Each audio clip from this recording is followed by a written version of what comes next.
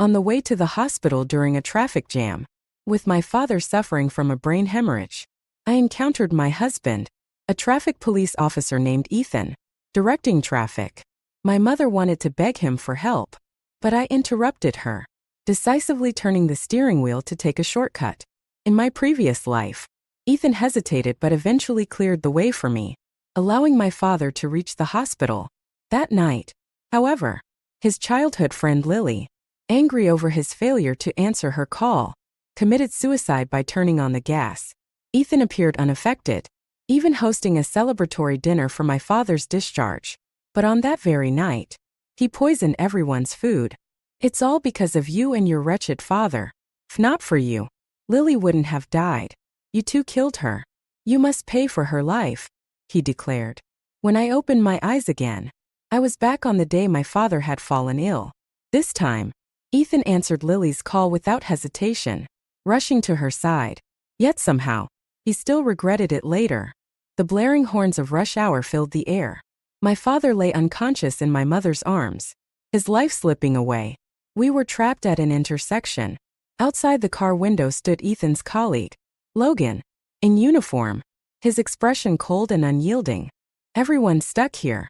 If I clear the way just for you, won't people accuse me of abusing my authority? What? Do you think you're some kind of celebrity trying to ruin me? Logan sneered. My mother, desperate, shouted. There's a life at stake in this car. What kind of police officer are you? 30 minutes earlier, I had found myself reliving this day, determined not to repeat my past mistake. I didn't ask Ethan for help. Instead, I forced my way through the traffic, turning onto a less congested side road. Before I could accelerate, Logan appeared, blocking my car. A life? I don't see one. Isn't your dad just taking a nap? What brain hemorrhage? He mocked. If you keep causing trouble and disrupting traffic, don't blame me for throwing you into lockup. Logan's disdainful smile pierced me. Around us, other drivers honked angrily, their frustration directed at me. Follow the rules, will you? We're all waiting here. Why should you get special treatment? One shouted. I tightened my grip on the steering wheel, cold sweat breaking out on my back. Panic rose within me. Was my father going to die here this time? My mother's desperate cries mixed with hopelessness. She couldn't understand why no one believed her when her husband's life was hanging by a thread. Logan smirked maliciously. Your tricks won't work on me. Ethan already warned me about you. Just stay put and wait for the traffic to clear. Don't embarrass yourself. Or him. I clenched the wheel tighter. Logan was a good officer but had always treated me with hostility. I used to wonder why. Now I understood. He believed I had ruined Ethan's chances of success by forcing him to marry me, breaking up his relationship with Lily. But there was no time to explain. My father had been unconscious for too long. Every second wasted brought him closer to death. Suppressing my fear, I stepped out of the car and walked toward Logan. In my previous life, I had been just as desperate. Back then, I swallowed my pride, begging Ethan to clear the way. He had hesitated but eventually helped. My father received emergency care, and our family was relieved. But that night, Lily, furious that Ethan hadn't answered her call, turned on the gas and ended her life. Ethan later discovered she had been having a panic attack and had desperately needed his company. When he retrieved her ashes, he held them for 3 days, refusing to let go. 3 days later, he returned to his usual self, even bringing me flowers after work. I thought he had finally let go of the woman who should never have been part of our marriage. But on the day of my father's discharge, Ethan prepared a celebratory feast. Little did I know, every dish was poisoned. My father was the first to die. I tried to escape, only for Ethan to drag me by the hair back into the basement. He forced me to kneel in front of Lily's photograph. If not for you and your useless father, Lily would still be alive. Why did your father have to fall ill that day? Why did you force me to choose when Lily needed me most? Through my pain, I tried to explain. My father had only sought to help Ethan secure his promotion by asking an old friend for a favor. But his pre-existing condition and excessive drinking led to his brain hemorrhage. Ethan didn't listen. With tear-streaked eyes, he plunged a knife into my heart. Your family always looked down on me. Why didn't you just let me and Lily go? Lily's gone. Now everyone must pay with their lives. As I lay dying, he stabbed himself in the chest. Lily, I won't let you be alone. Only then did I realize he had never let go of her. Back in the present, I was still stuck in traffic. The side road was now jammed as well. Out of time, I took a deep breath and knelt in front of Logan. This is all my fault. My father is innocent. Please, clear the way and save him. I beg you. I pleaded, knocking my head against the ground repeatedly. The other drivers stared in shock as I cried. My father has had a brain hemorrhage and is unconscious. Please. He's dying. You're the only one who can help. Logan chuckled disdainfully. Ethan was right. You really will do anything for attention. Won't you? Pain throbbed in my forehead, but it couldn't compare to the ache in my heart. Logan spat at me, his face full of contempt. Then, grabbing his megaphone, he shouted to the crowd. Don't fall for her lies. There's no dying father in this car. Back in the day, she used her father, the bureau chief, to pressure my buddy Ethan into breaking up with his childhood sweetheart. She even threatened to ruin his career if he didn't comply. Now she's putting on this act just to cause trouble. I heard him call me a mistress ruining other people's relationships. The crowd gasped in shock, and soon everyone was casting disgusted glances at me. So it's true. She's colluding with her dad to fake this emergency. Isn't this just abusing public resources? Someone murmured. My heart sank. I never expected Logan to go this far. He wasn't supposed to be like Ethan, but his cold reaction confirmed my worst fear. Logan had likely also been reborn, just like me. Your dad can't hold on much longer. My mother's panicked voice rang from inside the car. My father was convulsing in her arms. I quickly stood, opened the rear door, and commanded, Mom, loosen Dad's clothes and his belt. Open his mouth to keep him from biting his tongue. To calm myself, I slapped my cheeks twice, forcing my mind to clear. Following the emergency techniques a renowned doctor had taught me in my previous life, I immediately began performing first aid on my father. Fortunately, after a few tense minutes, my father stopped convulsing, though he remained unconscious. You really came prepared, didn't you? Logan taunted, crossing his arms and watching as though it were all a joke. But don't waste your energy. Ethan is with Miss Lily now, no matter what you do. He's not coming. Sweat dripped from my forehead as I finally began to understand just how terrible Ethan must think I was. I thought back to how we met. At someone else's wedding. I had accidentally bumped into him as he smoked by the entrance. He had helped me pick up my fallen purse. And later my father told me he was single. That was when I decided to pursue him. No one had ever told me his heart already belonged to Lily. I didn't understand. Was it so wrong to like him? The one at fault was Ethan. He shouldn't have accepted my love while staying entangled with another woman. Just then, I spotted a familiar face in the crowd. My eyes lit up as I called out, Dr. Reed, please help me. The man, also trapped in traffic, looked at me in confusion as I ran toward him. Dr. Reed, the doctor who had saved my father in my past life, was my last hope. Before he could respond, I grabbed his arm and pulled him to my car. Please, save my father. Dr. Reed quickly assessed the situation and his expression turned serious. He looked at Logan, who stood watching with a smirk, and barked, Officer, clear the way. This patient needs to get to the hospital immediately. Logan scoffed. What kind of doctor are you? Pretending like this is an emergency? Stay out of it. Dr. Reed, visibly angered, snapped. Do you even know who I am? Go ask around about Dr. Reed. Who would fake something like this?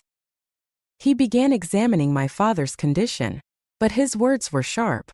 You'd better believe this is real. Every second counts. Logan hesitated for a moment, recognition flashing across his face. He must have realized who Dr. Reed was. After all, his photo was all over the internet. Still, he stubbornly said, even if you're a doctor, this woman isn't going anywhere. He then dialed Ethan's number, putting the call on speaker. What is it? Logan. Ethan's voice came through the phone, and I involuntarily shuddered. The pain of being stabbed to death in my previous life still haunted me. Ethan, I've run into your wife. She claims her father's having a brain hemorrhage, and there's a doctor here saying he needs to go to the hospital. Should I let them through? Logan asked mockingly. Ethan's laugh was cold and triumphant. Let her through? Dream on. Let that bitch and her family die right there. Lily's feeling unwell, and I'm staying with her. Don't call me again unless it's important. The line went dead. My mother's face turned red with rage and desperation. She wanted to curse but couldn't summon the strength, tears failing to come. What did we ever do to deserve this? She cried. Why is he treating my daughter like this? I felt dizzy, my vision spinning. Yes, I wanted to know why, too. Just then, Dr. Reed shouted, "Hurry! Save him!" Inside the car, my father suddenly began spewing blood, violently and uncontrollably. Logan, caught off guard, was splattered, his entire face covered in crimson. His expression shifted to one of terror. You idiot! Do you believe me now? Dr. Reed yelled, shoving Logan. Finally, Logan snapped out of his daze. This is serious. Someone could actually die. Logan muttered, wiping his face. He quickly turned on his siren, stepped into his car, and cleared a path for us. Everyone, move aside. There's a critical patient here.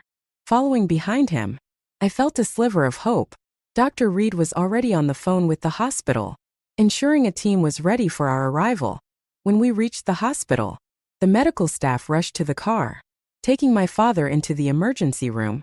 As Dr. Reed changed into scrubs, he couldn't help muttering angrily, "This could have been done so much earlier. Why did we have to waste so much time? Are you out of your mind?" Sitting in the waiting area, drenched in sweat, I could barely process what had just happened.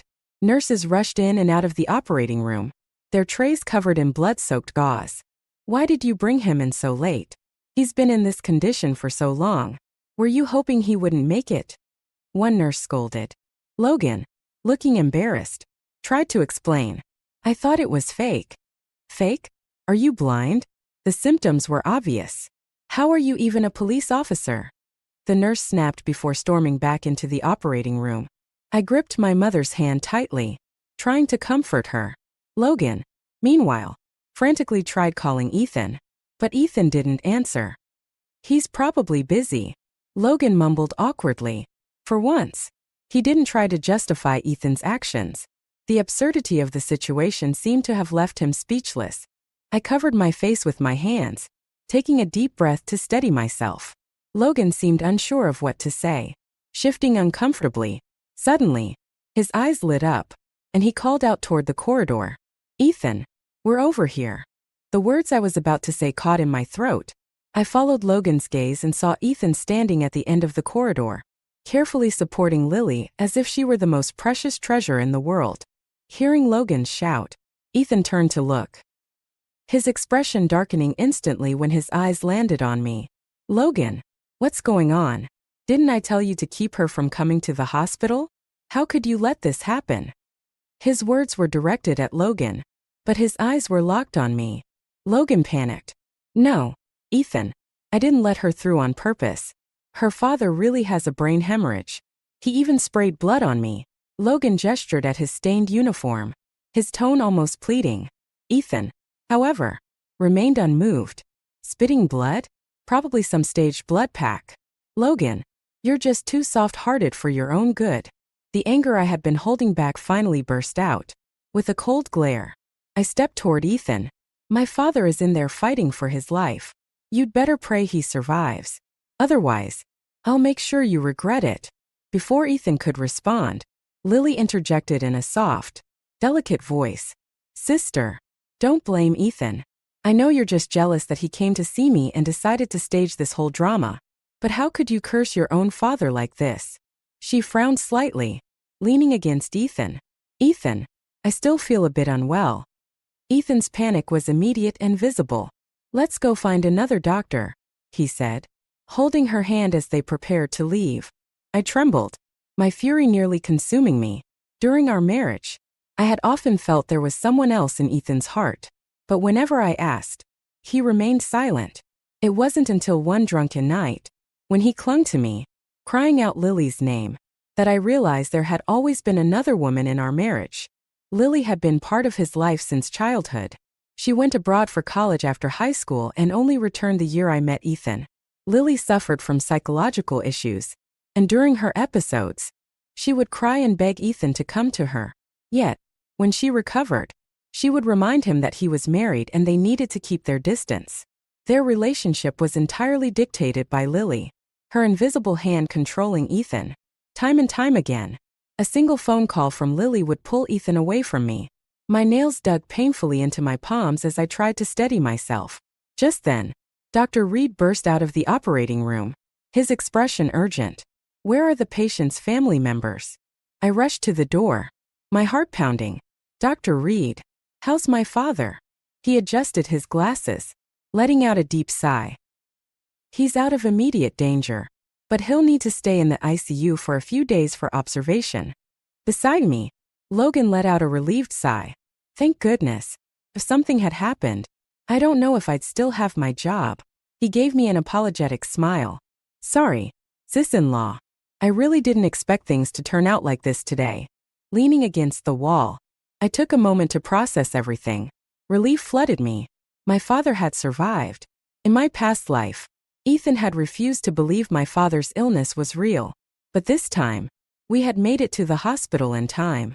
Thanks to Dr. Reed's expertise and my father's strong constitution, he recovered quickly. Ethan, however, still doubted. "Are you sure your dad wasn't faking it? How did he get better so fast?" he asked me one day, his tone laced with suspicion. Before I could respond, he forced a smile and added, "I'm just joking." But deep down, I knew he had never truly trusted me. He blamed me for forcing him into marriage, for my father's illness coinciding with Lily's call, and for disrupting his perfect image of life. Standing outside my father's hospital room, I turned to my mother and held her hand tightly. "Mom, once Dad gets better, I'm getting a divorce." My mother looked at me in shock but didn't protest. Instead, her eyes reddened with emotion, and she nodded. "Good. Leave him." Today, I finally saw Ethan for who he really is. Her voice trembled with anger and heartbreak. I forced a weak smile, brushing a stray strand of hair from her face. Just then, Logan hesitated before approaching us. He fidgeted awkwardly before finally apologizing. "Sis-in-law, Ethan ordered us not to let you leave today. I had no choice. I'm really sorry. He's just confused right now. Don't take it to heart." Despite his words, the pity in Logan's eyes was unmistakable. Everyone on their team knew Ethan didn't love me. Years ago, I had confessed my feelings to Ethan, but he didn't give me a clear answer, only saying he'd think about it. After learning I was the police chief's daughter, his attitude changed. He became warmer, his words tinged with flirtation, but he still refused to make any promises. Then, one night, he showed up at my door drunk, pulling me into his arms. His kisses landed on my face and neck, and I was too overwhelmed to resist. By morning, his expression was strange: guilt, sadness, and a hint of resoluteness. At the time, I didn't understand, not until I accidentally saw a hidden message on his phone. "Ethan, even if marrying that woman will secure your future, don't forget about me." That message confirmed my deepest fears. He had chosen me not out of love but for my status. We had a massive argument. Ethan knelt in front of me, slapping himself and swearing he'd love me wholeheartedly from then on. He even blocked Lily's contact in front of me. But as Logan later revealed, Ethan had turned around and told his colleagues I had coerced him into breaking things off with Lily. Because he didn't love me, everything I did was wrong. In the end, I gained nothing but the reputation of a villain. A week later, my father was finally transferred from the ICU to a regular ward. I finally felt some relief knowing my father was out of danger. But exhaustion from days without proper rest overwhelmed me. I stepped out of the hospital, intending to go home for a break. But before I could react, the world darkened, and a sharp slap landed across my face. "You filthy woman." "Meryl," Ethan roared, his face twisted with rage. Before I could steady myself, another slap struck me, sending me tumbling to the ground. Behind him stood Lily, watching with amusement as if enjoying the spectacle. The nearby security guards quickly restrained Ethan, but his furious voice rang out. "You had the audacity to report me. Now I've lost my job. Are you happy now? Tell me, what has your useless father ever done for me?" Your family exists solely to ruin my life. The pain from Ethan's blows was overwhelming. My head spun, and I tasted blood in my mouth. Dazed, I finally understood. This was why my mother had been sneaking out recently. She must have reported him without telling me. Holding my bruised face, I struggled to stand but couldn't manage it. Suddenly, a pair of hands helped me up. It was Logan, looking uncomfortable and apologetic. Sis-in-law, I'm sorry.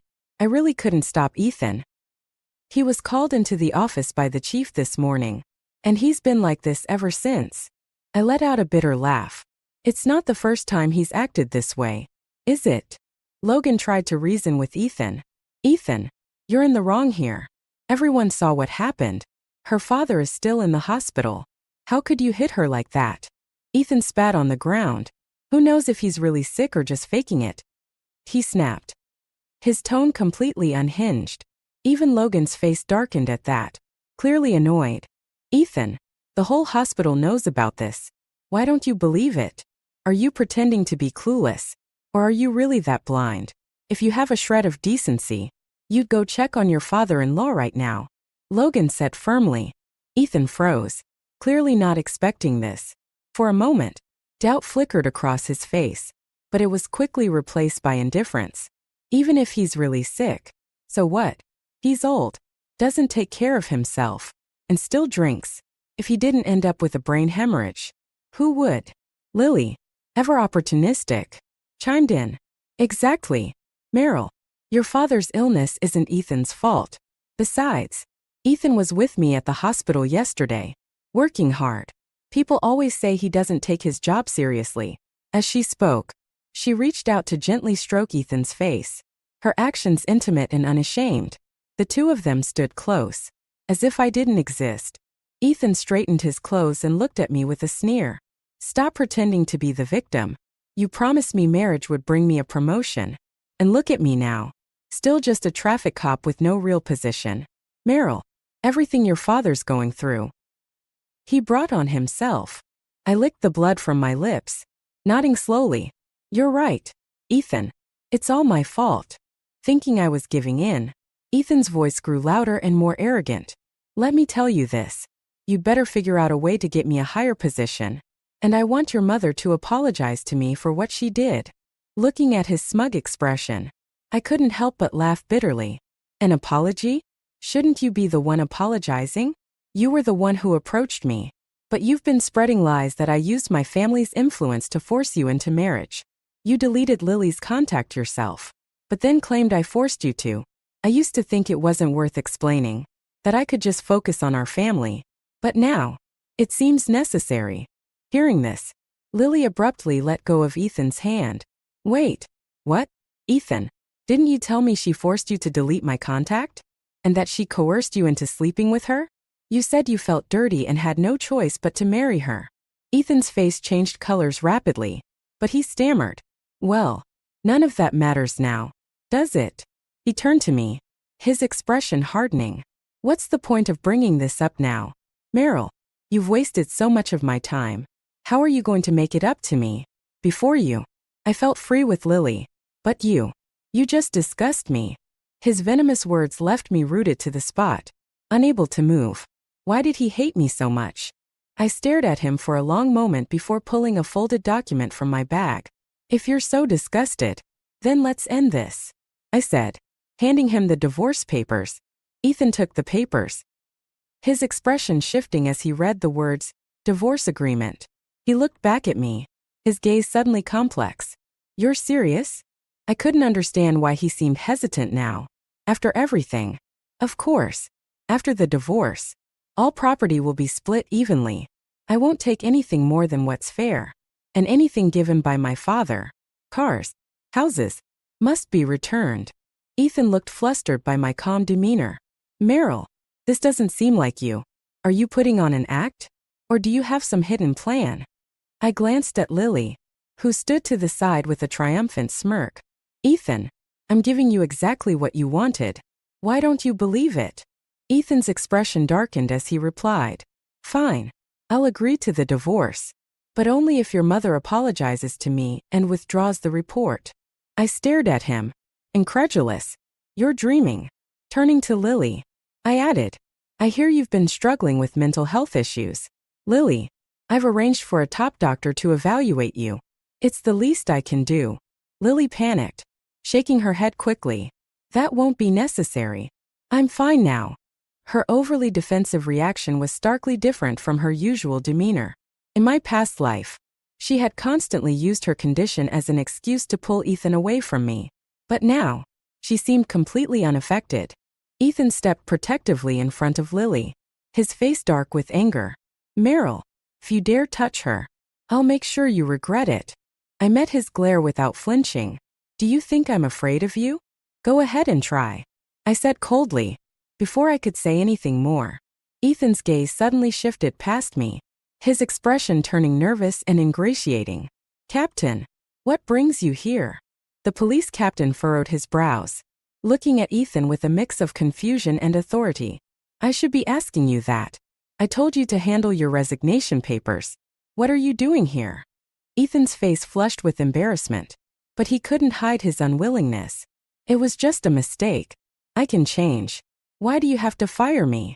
The captain's voice was icy. If something had gone seriously wrong, the entire department would have been in jeopardy. Do you even understand that? As he spoke, his gaze shifted to me, his eyes lighting up with recognition. Miss Merrill. He walked over quickly. His previously stern demeanor now softened with apology. It's been a chaotic few days. I should have come to check on Mr. Merrill sooner. I forced a faint smile. My father should be awake now. It's a good time for you to have a word with him. I'm sure he'd be happy to see you. Ethan's face darkened as he stood there, watching the exchange. After a long silence, he tentatively asked, Captain, are you here too? The captain's expression turned even colder. Who else? If it weren't for the mess you caused, Mr. Merrill wouldn't have been in this situation. Honestly, you should be kneeling at his bedside, begging for forgiveness. The captain's anger visibly shook Ethan. After a long pause, he sighed and said to me, Miss Merrill, part of the blame lies with me. Your father brought up Ethan's work, hoping I could push for a promotion, but regulations are strict, and there wasn't much I could do immediately. I never imagined things would spiral like this. It's my fault he ended up drinking so much that day. Ethan's face went pale, and he seemed to waver on his feet. Captain, what do you mean? What promotion? He asked hesitantly. The captain shot him a withering glance. Your father-in-law asked me to help get you promoted, but given how many times you've abandoned your post for Lily over the years, it wasn't an easy case to push. Your father-in-law didn't want to publicize it, so he kept quiet. But you. After the captain left, Ethan stood there, his face ashen as if seeing me for the first time. Meryl, he started, his voice shaky. Before he could finish, Lily let out a startled cry, clutching her chest and collapsing into his arms. Ethan, I feel so faint, she whimpered. I grabbed Lily's arm with a sardonic smile. Perfect timing. We're in a hospital. Let's have a doctor check you out. Despite her protests, I dragged Lily to the psychology department. The doctor, after a quick examination, said flatly, You're perfectly healthy. Just avoid stress and take care of yourself. Still unconvinced, I pulled up an image on my phone and handed it to the doctor. Take a look at this medical record. It was a photo Ethan had once sent me to prove Lily's condition. The doctor glanced at it briefly and dismissed it. This is fake. You can buy these online. Lily's face turned ghostly pale as her long-kept secret unraveled before her eyes. She stammered. No, I just wanted to see you, Ethan. That's all. But Ethan's expression had already hardened. So, when you said you were feeling suicidal and needed me to skip work to be with you, that was a lie too. Tears streamed down Lily's face as she begged. Ethan, I didn't mean it. I just wanted to see you. Is that so wrong? Ethan's voice shook with anger. Then why did you lie to me? The weight of the revelations crushed him. His hands trembled as he pointed at her. I gave up everything for you because I cared about you. And this is how you repay me. Before Ethan could spiral further, Logan appeared, holding a stack of documents. Ethan, you might want to look at this. Miss Merrill asked me to investigate. Ethan snatched the papers and began reading. His face darkened with each page until he exploded. Explain this. Lily, confused and panicking, tried to play innocent. What are you talking about? What did I do? Ethan slammed the papers onto the table. You told me you came back from abroad because you missed me. Turns out, you were kicked out for being someone's mistress. You ran away when they found out. Didn't you? Lily froze, her face turning white as all her lies unraveled. When she had returned, her first move had been to find Ethan and tearfully confess she couldn't adapt to life abroad and missed him terribly. In truth, she had been exposed as a mistress overseas and had no choice but to flee. Ethan, now fully grasping the situation, looked devastated. He had spent years cleaning up her messes, even paying off her debts and helping her settle back in the country. Lily, one lie leads to countless others. Haven't you learned that by now? I said coldly. Lily crumpled to the floor, as if unable to process what was happening. Her cries echoed through the hospital hallway. But Ethan didn't spare her a glance. Don't expect me to check on you. We're done. For good. He spat. Lily's pleas grew more hysterical, her voice reaching a fever pitch. You're no better. You used me to. You just wanted to keep the title of the chief's son-in-law. I closed my eyes, hiding the bitterness welling up inside me. The extent of their betrayal had gone beyond anything I could have imagined. Get out of my sight, Ethan roared, finally breaking. Lily stumbled out, her cries fading into the distance. Now, only Ethan and I remained in the hallway. He wrung his hands awkwardly, clearly at a loss. Meryl, he began hesitantly. I couldn't believe it. My father had ended up like this because of me. Ethan, after hesitating for a long moment, suddenly slapped himself hard across the face. I was wrong, he said, his voice trembling. From now on, I'll take care of your father. You won't have to worry about a thing. We'll live a good life together. Okay. I'll love you for the rest of my life. I'll never see Lily again. For a moment, his expression seemed sincere, but I knew better. Most likely, this sudden remorse stemmed from the fact that he'd lost his job. I pulled away from his grasp, adjusting my disheveled clothing. His hopeful gaze followed me as I leaned in close to his ear and whispered, When you stabbed me in the heart in our last life, did it feel satisfying? Out of the corner of my eye, I saw his expression freeze, his face going pale. You've been reborn too, he stammered, his voice filled with shock. Without answering, I turned and walked away, leaving him rooted to the spot. I arranged to have my father transferred to another hospital to avoid Ethan bothering us. At the same time, I provided evidence to a trusted journalist about how Ethan had prevented me from getting my father to the hospital in time. The story spread like wildfire online, and the public outrage was immense. Faced with intense public scrutiny, the police department quickly severed all ties with Ethan, and Logan was also disciplined. I moved back into my parents' home to care for my father. Slowly, his health improved, and his voice regained its strength. One day, as I prepared the divorce papers, he sighed. Well, at least this whole ordeal let us see people for who they really are. Not a total loss. Right. My phone buzzed incessantly with messages from Ethan, begging for reconciliation and pleading with me to retract the reports. Unable to find work due to the backlash, he had been reduced to taking odd jobs to make ends meet. On the day of the divorce, Ethan showed up. His haggard appearance and forced smile did nothing to mask the shadows in his eyes. Meryl, he said cautiously, I think we should talk. I scoffed. Talk? What's left to talk about? Unless you're planning to die once, like I did in our last life. There's nothing to say. Ethan's face went blank, and he fell silent. The divorce papers were signed without further argument. Later, I heard that Ethan had gone mad. He reportedly stormed into a market, grabbed a butcher knife, and stabbed himself in the heart, dying instantly. What a pity. He should have suffered more. In my previous life, my older sister, Emily, resolutely dropped out of school to have a child with a wealthy second-generation heir. However, the good times didn't last. The heir's family went bankrupt and left behind a mountain of debt. Meanwhile, Sarah started a business with a brilliant but impoverished classmate, Jake, from high school. Together, we founded a company, and our days grew increasingly prosperous. After graduating college, I got married to Jake, but my perpetually jealous sister, Emily, set her sights on my husband. Jake couldn't resist her and, in the end, conspired with her to kill me in order to keep me from getting a share of our assets. When I opened my eyes again, both Emily and I had returned to our high school years. She grabbed my mother's hand, her gaze determined and sincere. "Mom, I want to go back to school." It turned out she wanted to get rid of her child and get to Jake before I could. What nonsense. I packed up my desk and handed it over to her without hesitation. When I woke up again, my mother was sitting on the floor, crying bitterly, while my father, seated on the couch, wore an expression of deep worry. "Emily, you're only a junior in high school. How can you drop out to have a child with some guy? You need to think about your future." My mother pleaded. "Sweetheart, your dad and I only want the best for you. Be a good girl and stay in school." "Okay." Opposite them, Emily looked annoyed. "Mom, my boyfriend is a rich second-generation heir. Even if I don't finish school, I'll never have to worry about money.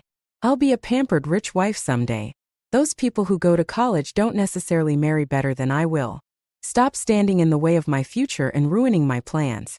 I've made up my mind to have this child, so you and Dad might as well save your breath." As she spoke, Emily gently touched her stomach, her expression softening into a faint smile. But why did this scene feel so familiar? This was the day Emily ran away from home for love and cut ties with our parents. I glanced at the date on my phone screen and realized I had been reborn. While I was lost in thought, a red apple suddenly flew toward me and landed at my feet.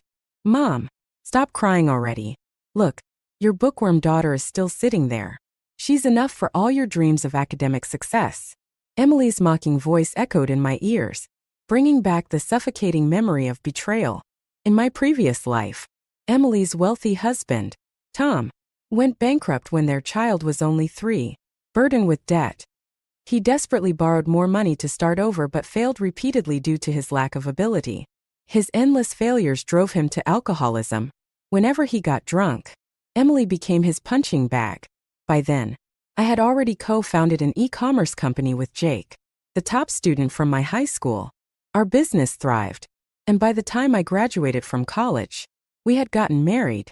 Out of pity, I offered Emily a position at my company, but she set her sights on Jake. Jake, who always prided himself on his loyalty, succumbed to her advances. Together, they plotted to kill me and seize my assets. On a trip to the beach, they lured me into swimming in rough waters. A strong rip current dragged me under. As salt water filled my mouth and nose, I saw their triumphant smiles. It was only after my death that, as a restless spirit lingering by Jake's side, I uncovered the truth. I couldn't believe the man I had loved for 5 years had conspired to kill me. However, their betrayal didn't bring them happiness. Tom discovered their affair and, in a fit of rage on a stormy night, stabbed Emily to death. As her life slipped away, she seemed to see my ghost. The resentment and fury in her eyes burned into my memory. She wasn't mourning her betrayal or mistakes, but lamenting her unfulfilled dreams of wealth and luxury. She had gone to such lengths to eliminate me, only to meet a brutal end herself. My parents' sobs pulled me back to the present. When I looked at Emily, she gave me a meaningful smile before clasping my mother's hands. "Mom, I thought it through. I want to go back to school," Emily said, suddenly eager and determined. Her sudden change of heart could mean only one thing. She had been reborn too. My mother, overjoyed at her eldest daughter's newfound resolve, broke into a smile through her tears. "Sweetheart, I'm so glad you've come to your senses." "Mom, I'm not strong academically. Can I go back to sophomore year? I'd like to be in the same class as Sarah," Emily said, throwing me a smug, challenging glance. So, she planned to use proximity to get a head start on courting Jake. The golden ticket. I sneered inwardly. Fool. Even in this life, you won't live the luxurious life you covet. This was her plan.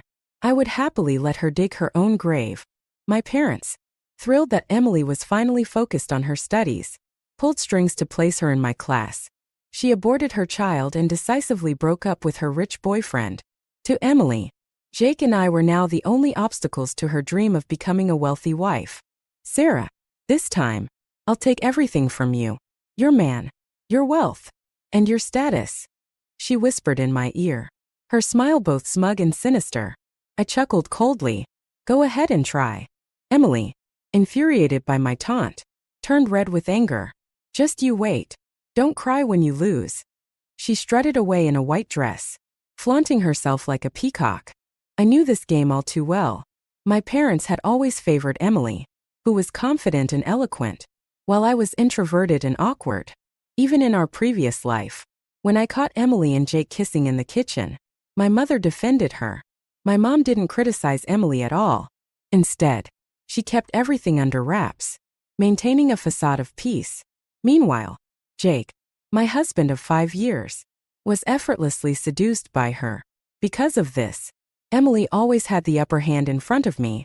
She only saw Jake's polished, successful side, completely unaware that all of it had been built on my hard work and support. Now that I have been given a second chance, I'm not sure if she'll succeed in getting close to Jake. But one thing is certain, she'll never become the wealthy wife she dreams of being. The moment Emily entered the classroom, whispers erupted among the boys. Finally, we have a beauty in our class. Black hair, white dress, those big round eyes. She's my ideal type. Huh, you? Dream on. She'd never look at you. Can't I at least admire her from afar? Oh wait, she's looking this way. It wasn't surprising. Emily was good-looking and knew how to dress, which naturally attracted attention compared to plain high school girls like us, who only focused on studying. But so what? Instead of relying on looks to win over others, I wanted to defeat them with my abilities. Emily, introduce yourself, the teacher said warmly, gesturing for her to step onto the podium. Emily smiled sweetly and said, Hi, everyone. My name is Emily. I'm so happy to join class too. I hope we can all get along well. I'm not very strong academically, so I hope you won't mind if I fall behind. Of course, I'll do my best. Then she cast a glance at me and added, Oh, by the way, Sarah over there is my little sister. She's the top student in this class. If any of you bully her, you'll have to answer to me. Her words sparked a wave of chatter. What? Emily is so gorgeous, and Sarah's so plain. Are they really sisters? Maybe Emily inherited all the good genes. What's she trying to say? Has anyone ever bullied Sarah? Does she go home and complain about us? And here I thought Sarah was honest and kind. Emily's statement not only painted herself as noble and protective, but also dragged me into a storm of gossip. This time, however, I refused to be a pushover. Under everyone's gaze, I stood up, looked straight at Emily on the podium, and said, That's an interesting way to put it. Emily, I've never said anyone in this class bullied me, but you, my dear sister, haven't exactly been kind to me behind the scenes. Why the sudden urge to play the role of the good big sister? As I spoke, I rolled up my sleeve, revealing the faint marks on my arm. The room fell into stunned silence, and the teacher, sensing the tension spiraling out of control, quickly asked Emily to step down. Passing by my desk, Emily shot me a glare but then softened her expression into a sweet smile when she caught sight of Jake sitting next to me. Jake, however, wasn't looking at her. His gaze was fixed on the marks on my arm. Does it hurt? He asked, his clear eyes reflecting concern. For a brief moment, his sincerity seemed almost genuine, but I knew better. Eventually, he would prioritize his own selfish desires over my life. I didn't answer him directly. Instead, I pulled down my sleeve, blocking his view. After a pause, I said coldly, Class is starting.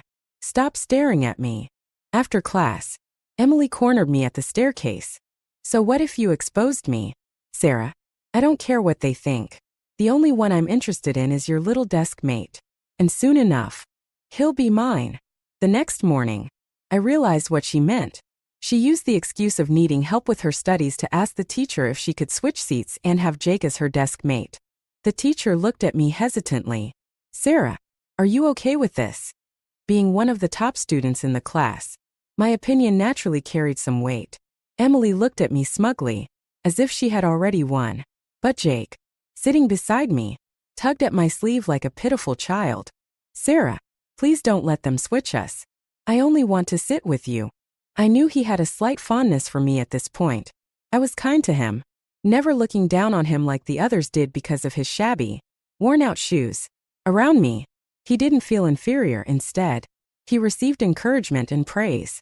In our previous life, on the day of our high school graduation, he confessed to me, saying I was his son, bringing warmth and light to his life. Back then, I had been deeply moved by his sincerity, but now, his feigned vulnerability stirred no pity in me. I smiled graciously at the teacher. I'm fine with it. If Emily is so eager to study, how could I refuse? Relieved, the teacher quickly made the switch. Sarah, why? Jake's voice trembled with disbelief, tinged with anger. You promised you'd only ever sit next to me. Why are you going back on your word? In our previous life, he had said the same thing during our wedding, vowing to love me for a lifetime, and yet, that so-called lifetime lasted barely a year. Now, only a fool would still believe in such promises. This was the teacher's decision. Jake, I said indifferently. I let out a deliberately helpless sigh, feigning reluctance, while my eyes conveyed a hint of regret. Yet, my actions showed no hesitation. In the next moment, I dragged my desk away from its original position. Out of the corner of my eye, I noticed Jake clenching his fists tightly, his dark, almond-shaped eyes brimming with unwillingness and frustration. In stark contrast, Emily was practically wagging her tail like an eager puppy. Jake, from now on, I'll be your new desk mate. If there's anything I don't understand, can I ask you for help? She said in a sweet, sugary tone, her big eyes blinking innocently. Her words, paired with her coquettish demeanor, could easily melt anyone's resolve. The male classmates around them couldn't help but cast envious glances at Jake. He avoided their gazes with visible irritation, slamming the textbook he was holding onto the desk with a loud thud. Emily immediately looked aggrieved, tears welling up in her eyes. Later, when I was in the cafeteria looking for a place to sit, Jake suddenly appeared in front of me, blocking my way. His brows were furrowed, and his tone carried a trace of grievance. Why didn't you call me to eat with you? Are we just strangers now because we're not desk mates anymore? Jake and I had shared a desk for a year, and during that time, we also ate together daily. His family wasn't well off, so he always chose the cheapest meal option. Seeing his thin face and arms made me feel bad for him. I often pretended to have a small appetite and ordered large portions of meat, then asked him to finish the food I couldn't eat. I knew his pride wouldn't allow him to accept my charity directly, so this roundabout method let me help him without hurting his ego. Over the course of the year, Jake's health visibly improved. He was no longer the frail boy he once was. Yet, after my death, I learned he had seen my kindness as condescension, a form of pity that made him feel perpetually inferior. On the other hand, Emily's blatant admiration and fawning satisfied his vanity. He truly had no idea how to appreciate genuine goodwill. I glanced past Jake to see Emily in the distance, her face dark with jealousy. I smiled faintly and replied, "Don't you already have someone to eat with? I didn't call you." Without waiting for his response, I chose a random seat and sat down. Jake followed me and picked a seat nearby, with Emily begrudgingly sitting next to him. Throughout the meal, I could feel Jake's gaze drifting toward me repeatedly, while Emily's attempts to serve him food went entirely ignored. Her mounting frustration was written all over her face, and I could sense she wanted nothing more than to tear me apart. After lunch, Emily stormed over to confront me. "Sarah, you only switched desks because you wanted to play hard to get and catch Jake's attention. I can't believe how calculating you are. Why didn't I see this side of you before?" I couldn't be bothered to argue with her. "Think whatever you like," I said flatly. From that day on, Jake started finding excuses to talk to me, and even silently followed me to the cafeteria. Emily, naturally, began glaring at me with resentment every time. But this dynamic didn't last long. About a week later, Jake stopped seeking me out entirely. Instead, whenever we crossed paths, he would give me a strange, contemplative look. It didn't take much to figure out that Emily had been filling his ears with gossip, embellishing her side of the story to make me look bad. Ironically, she had done me a favor. I had been looking for a way to rid myself of Jake entirely, and now, it seemed like fate was taking care of it for me. In this life, all I wanted was for the two of them to stay as far away from me as possible. That afternoon, during gym class, I suddenly felt weak. My vision blurred, and I fainted before I could steady myself. Just before everything went dark, I saw a familiar figure rushing toward me. When I regained consciousness, I was lying on a bed in the school infirmary. "You're awake. Does your head still hurt?" Jake's face was close to mine, his worry evident. I frowned, confused. Hadn't he believed Emily's lies? Why was he still concerned about me? His proximity made me uncomfortable, so I gently pushed his shoulder, realizing how close he was. He flushed bright red and quickly backed away. The sight of him blushing reminded me of our first kiss. It had happened on graduation night after we both had a little to drink. The kiss was brief and awkward, a fleeting moment that left both of us red-eared and flustered. Remembering that now, a surge of irritation and bitterness rose within me, like bamboo shoots breaking through the soil in spring. My expression instantly turned cold. "I'm fine. You can leave now," I said icily. Jake hesitated, unwilling to leave. "Sarah, is there some misunderstanding between you and Emily? I've been around her for the past 2 weeks, and I really don't think she's a bad person. You're sisters. There's no need to be so hostile toward each other." Hearing this self-righteous nonsense, I wasn't surprised anymore. In our previous life, it had taken Emily less than a month to seduce Jake. Some people are just delusional, thinking they can see through everyone's motives. Others love to play the role of a moral guide, believing their insights are superior and meant to enlighten others. Jake was both arrogant and presumptuous to his core. "Jake, this isn't your business. If you're trying to defend Emily, save your breath. I have no interest in arguing with you," I replied indifferently. Jake sighed. "Sarah, I'm just worried about you. You don't have to be so defensive. It's not Emily's fault your parents are biased toward her. You shouldn't take it out on her." I stared at his familiar face, now seeming like that of a stranger. Had I ever truly known him? "Jake, what position do you think you're in to lecture me? Emily's boyfriend? Even then, you have no right. Instead of trying to play mediator, why don't you focus on your relationship with Emily? She seems to like you a lot," I said with a mocking smile. "You seem to care a lot about her. A top student and a beauty. Don't they make a great match?" I remarked sarcastically, the bitterness in my tone barely concealed. Jake's face flushed with anger as he retorted. "Sarah, you're just like a dog biting the hand that feeds it. I'm only trying to be a good friend and help you mend your relationship with Emily. Why do you have to be so hostile?" "Well, thank you for your kindness, but I don't need it. And I certainly don't need friends like you," I said, my voice cold and cutting. "You're impossible," Jake snapped, storming off in frustration. "Fine. Have it your way. Don't forget to close the door on your way out," I added nonchalantly, watching him leave. Jake's oversized pride would ensure he stayed away from me for the foreseeable future, and that was perfectly fine by me. But only 2 days later, rumors began circulating in class that Jake liked me. Apparently, people had seen him carrying me to the infirmary that day, and it sparked the gossip. Before I could address the situation, Jake stepped in himself. "Everyone, please don't misunderstand," he announced loudly in class. "Sarah and I are just former desk mates. Nothing more. I only helped her that day out of basic decency. It wasn't personal, so let's not spread unnecessary rumors." His words silenced the class, but the looks I received were worse than ever. Sympathy, pity, and disdain. They all understood the same thing. I had once been close to Jake, but as soon as a confident beauty like Emily appeared, I was discarded without hesitation. Not far away, Emily gazed at Jake with teary eyes, her expression full of admiration. Jake, noticing her earnest look, blushed faintly, the corners of his mouth lifting ever so slightly in a pleased smile. The scene was nauseating. Uninterested in their performance, I buried myself in my notes. Feelings could change, but knowledge never betrayed me. After class, Emily followed me to the restroom. "Sarah, I told you Jake would be mine. Now do you believe me? You spent all that time boosting his self-esteem and even shared your food with him for a year. But all it took for me was a few sweet words to win him over.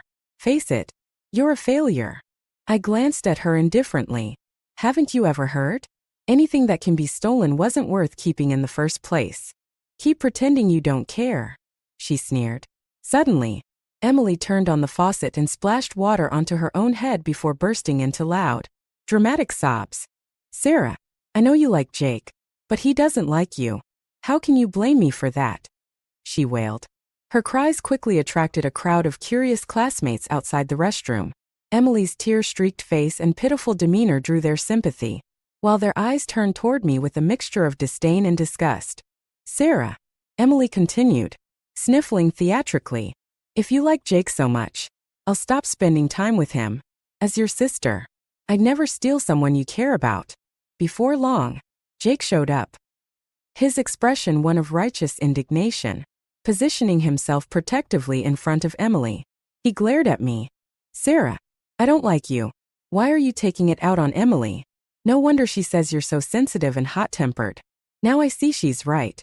I used to think you were kind and considerate.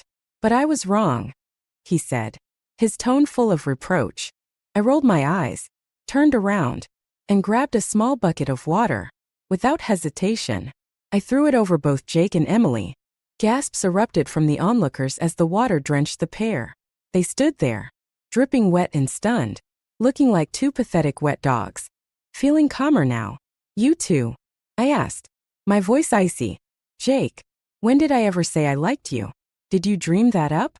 For the past week, you've been the one pestering me. Now that I'm ignoring you, you can't handle it, can you? And Emily, my dear sister, if you're going to set me up, maybe next time don't dump water on yourself.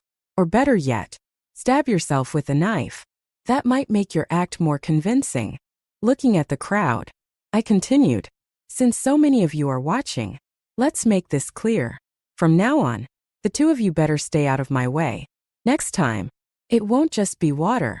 Emily's face turned from red to white in disbelief, her hands trembling as she clung to Jake for support. The incident ended with all three of us being called to the teacher's office. However, with my academic record being impeccable, the teacher gave me a mere token reprimand before dismissing the matter. Emily, furious that I hadn't been severely punished, went crying to our mom. But it didn't matter. After discovering how she had hidden Emily and Jake's betrayal in my past life, I no longer considered her my mother. Her words and actions held no power over me. Time in high school flew by, and soon we were in our senior year. Not long after the new term began, news spread that Emily and Jake were officially dating. They didn't bother hiding it, flaunting their relationship openly between classes, in empty classrooms, on the track field, and even in the small grove behind the school. But time is a fair teacher. The more effort they poured into their romance, the less they had for their studies. During our first monthly exam, Jake dropped from the top 3 in class to 10th place. Meanwhile, I climbed from 5th to 2nd. As for Emily, her performance remained consistently at the bottom. When the teacher learned about their relationship, both sets of parents were called in for a meeting. Jake's mother, a weary woman who had struggled to raise him alone after his father abandoned them, looked distraught as she stood outside the office. Her plain clothes and careworn face told the story of a life filled with hardship. When I got home, my mom was sitting on the couch, sighing dramatically at Emily, who sat across from her. Emily, it's bad enough you don't study hard, but now you're dating too? At least before, you had the sense to go after a rich heir. But now, what's wrong with your judgment? You've chosen a nobody without a shred of potential. I remembered how she'd reacted the same way when I first started dating Jake. She had dismissed him entirely, only to later change her tune when our business succeeded. Suddenly, Jake was the perfect son-in-law she couldn't stop bragging about. Mom, trust me, Emily said, smiling confidently. Jake is a top student. He'll achieve great things someday. But my mom was unimpressed. Yet, this time he only placed 10th in class, while your sister is 2nd. I don't see what's so great about him. Just wait and see. Mom, he's a hidden gem. Once he's in college, I'll start a business with him.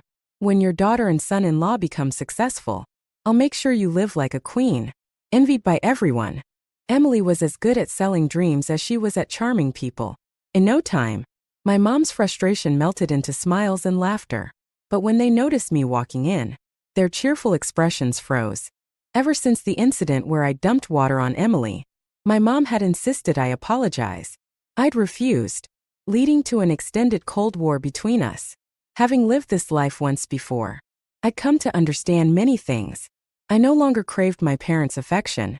Some things, no matter how hard you try, simply can't be earned, no matter how obedient or excellent I was. In my mom's heart, Emily would always come first. Despite the school notifying their parents, Jake and Emily didn't dial down their behavior. They continued flaunting their relationship, often sneaking out during self-study sessions and returning just before class ended, their faces flushed. By the third monthly exam, Jake's grades had plummeted to 20th place. Though he was anxious about it, Emily's constant reassurances and grand promises quickly eased his concerns.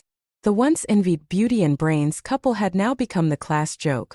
Meanwhile, with their distractions gone, I secured the top spot in class for 2 consecutive exams, ranking 3rd in the entire grade.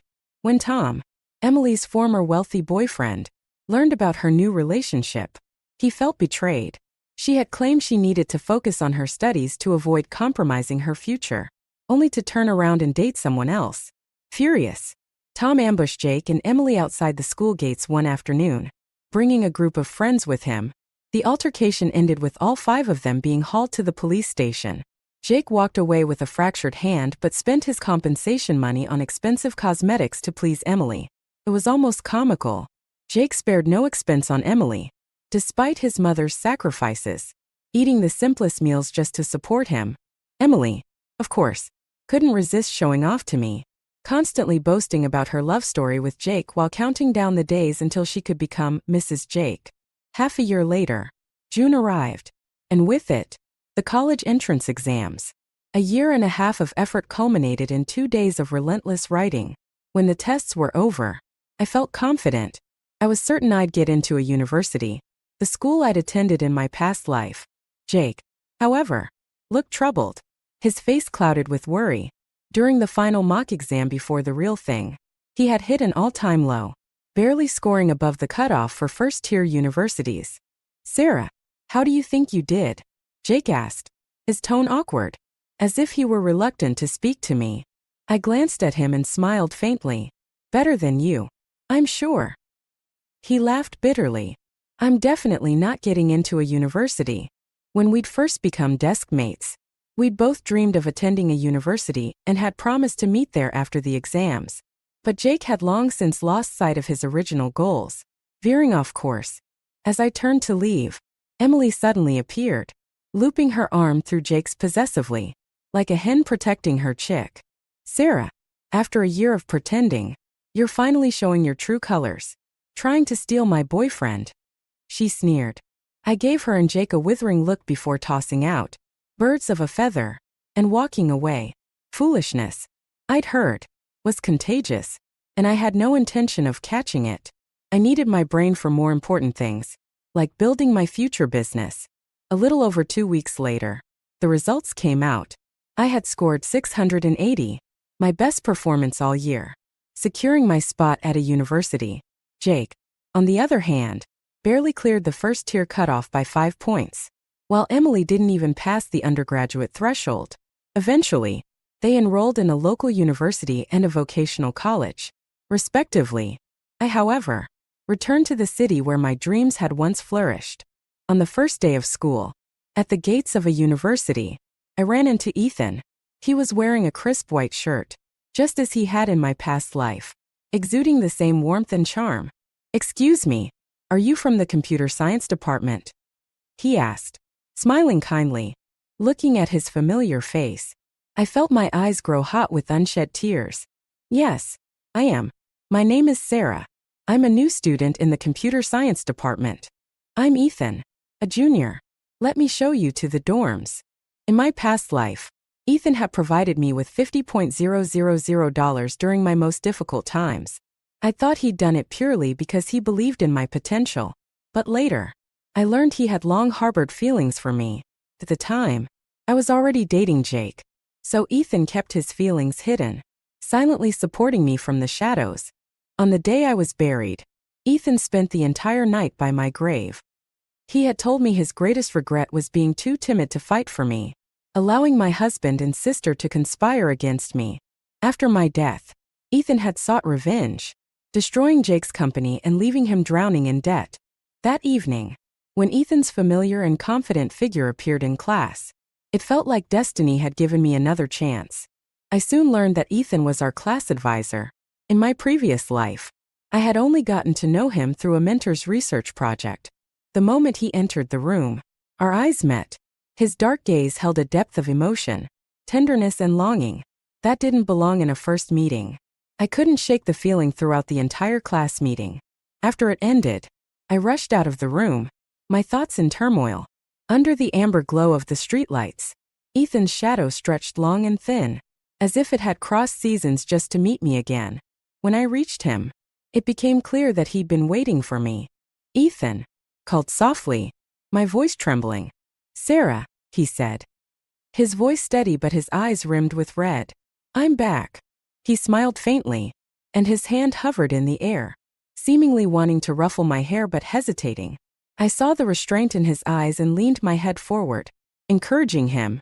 In our previous life, Ethan had died in a car accident on a rainy night, shortly after avenging me by destroying Jake's business. In his final moments, he had whispered my name over and over. Now, he had been reborn too. If our first meeting in my past life was a twist of fate, then this reunion was his carefully planned effort. After reuniting, it took me 3 months of persistent effort to win Ethan over. He, on the other hand, seemed eager to formalize our relationship from the start. "Sarah," he teased one day, "this doesn't feel like you're chasing me. It feels like you're torturing me." I smiled mischievously. "But you silently watched over me for 5 years in the last life. I've only been pursuing you for 3 months. Don't you think I'm still behind?" "All right. I suppose I'll endure this a little longer and let you have your way," he said with a playful sigh. Without hesitation, I threw myself into his arms, inhaling the faint lemony scent that seemed to linger on him.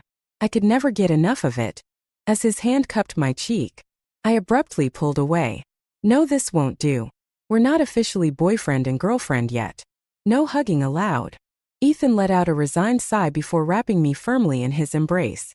"I'm the one being pursued, so I make the rules. Starting today, I'm officially your boyfriend." Once we were together, we juggled our studies with launching a business. With memories of my past life to guide us, we avoided countless pitfalls and sped through the startup process. When the company made its first profit, we invested in several blue ocean projects. Over the next few years, success was inevitable. Meanwhile, Emily's dream of becoming a wealthy wife never came true. Instead, she and Jake lived a life of constant struggle, desperate to tie Jake down. Emily even faked a pregnancy, but it ended in a miscarriage. Later, she secretly sold my mom's wedding jewelry to fund Jake's business, but the money went down the drain. After several failed attempts, Jake finally admitted he lacked the talent for entrepreneurship and gave up. But Emily refused to let go. Determined to claw her way to wealth, she pressured him into taking out a large online loan. Predictably, their business failed again, and debt collectors began hounding them daily. One night, Emily called me in tears. I could hear the relentless pounding on her door in the background. "Sarah," she sobbed, "please, as my sister, help me. I know you've made so much money. Can't you spare a little for Jake and me?" In my past life, she had used the same pitiful act to manipulate me. Out of pity, I had given her a stable job and a decent salary, only for her to betray me later. She was the snake in the fable, biting the hand that saved her. "Emily," I said coldly, "money doesn't grow on trees. I have employees to pay, orders to fulfill, and suppliers to reimburse. Where do you think I'd find spare cash?" "I know you're still mad about Jake," she stammered. "If you want, I'll give him back to you right now." I laughed. "No thanks. I'm not in the habit of picking up trash. Besides, you fought so hard to take him. How could you give him up so easily? You two deserve each other." My voice carried a sharp edge of mockery. Emily and Jake's failure wasn't just due to their lack of ability. I had played a hand in ensuring their downfall, even influencing the debt collector's persistence. I wasn't some saint who repaid evil with kindness. I was a thorned rose, determined to seek revenge. Years of endurance and patience had been for this moment. After I hung up on Emily's desperate call, She and Jake were brutally beaten by the debt collectors. Jake, furious over their failure, took out his anger on Emily. "This is all your fault," he shouted, lashing out. "I told you I'm not cut out to be a boss. But you kept pushing me. My mom even gave up her retirement savings for me. Are you happy now?" He threw punches and insults at her, his rage boiling over. "Why did you seduce me in the first place? I could have gone to a top university like Sarah, but you ruined me. And don't think I don't know you've been cozying up to your ex. What? Were you hoping to squeeze money out of him too? You have no shame." The abuse continued for some time until both of them eventually disappeared, leaving no trace behind. As for me, the flower that bloomed in the muck, I would continue to thrive, bold and unrestrained,